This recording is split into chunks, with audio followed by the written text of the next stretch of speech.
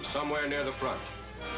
Within sight of the smoke of battle, smoke from the tents of a field hospital tells the story of another battle. Wounded in action. Perforation of left thigh caused by artillery shell. Wounded in action. Left thoraco-abdominal injury by high explosive shell fragment. Wounded in action. Traumatic amputation and severe compound fracture caused by enemy rifle grenade. Every military action inevitably brings in its wake a flow of battle casualties. When immediate and definitive surgical treatment is required, it is given in field hospitals close to the front.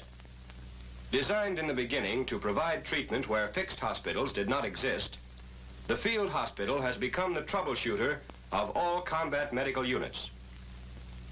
As a station hospital, it may service island bases and remote garrisons. It has great mobility and is highly flexible, being composed of a headquarters and 3 separate units which can operate as a whole or independently. Here all the units are set up together.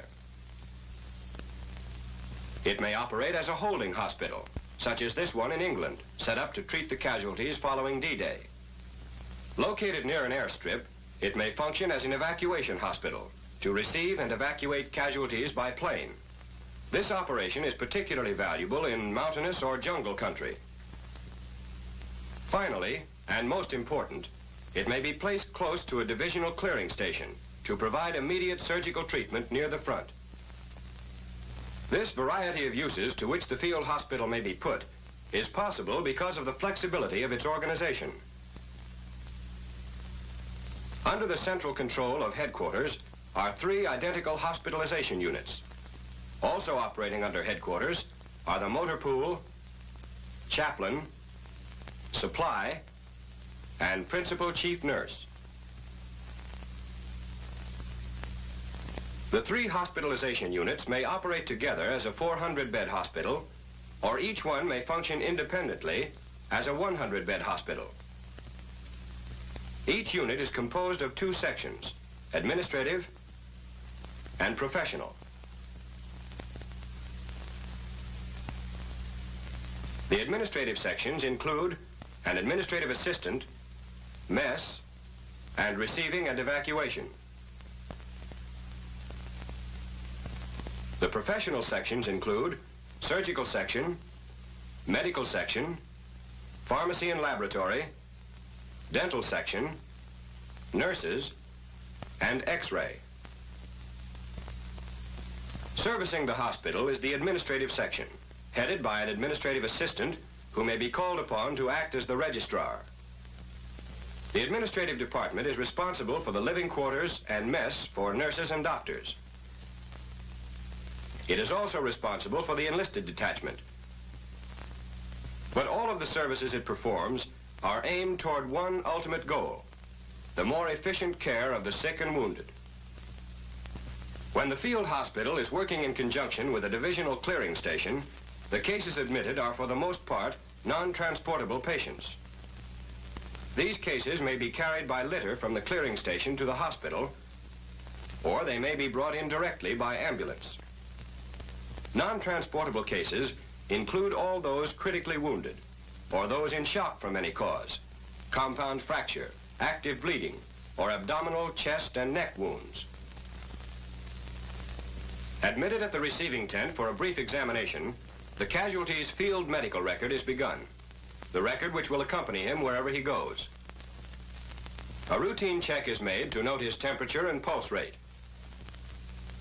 As in all phases of his care, his earlier treatment can be checked by a glance at his emergency medical tag, which has here been inserted in a field medical jacket. If he is found to be in immediate need of shock treatment, it will be administered in the shock ward.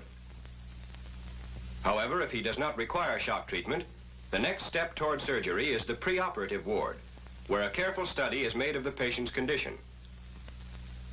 Blood pressure is taken, obvious wounds are checked, and clothes are cut away to make a careful search for further possible injuries.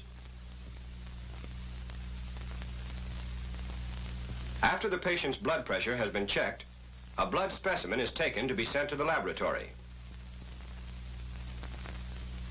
The blood specimens are centrifuged by an enlisted technician and cross-matched with whole blood from the blood bank. The matching whole blood is then sent back to the preoperative ward for infusion, or to the operating tent where it may be needed during surgery.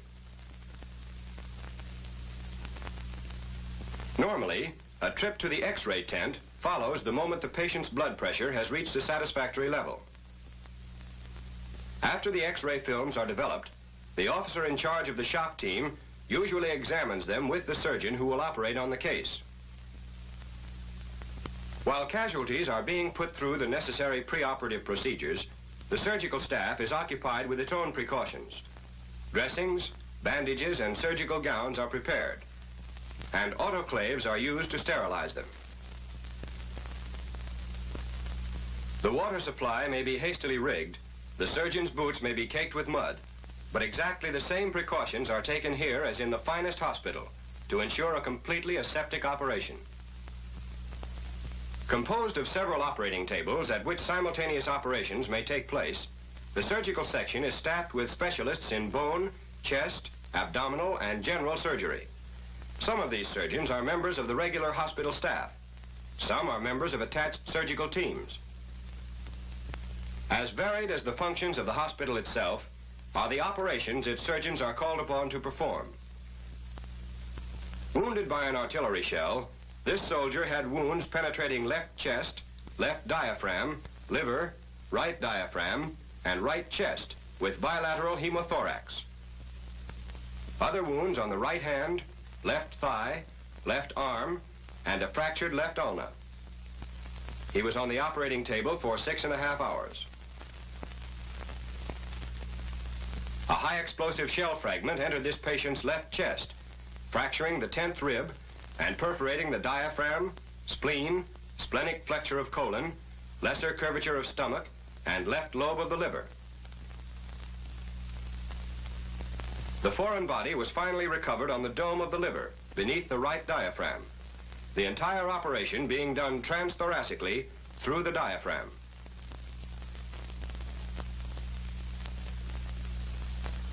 This was a traumatic amputation of the left foot and severe compound comminuted fracture of the right tibia and fibula, with a large wound on the right calf.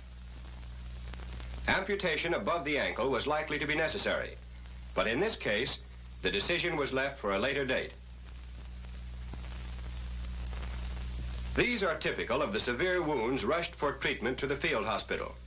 Chest wounds, belly wounds, severe compound fractures, wounds which must be treated within a few hours if a life is to be saved. Most cases at the field hospital require careful post-operative treatment and nursing.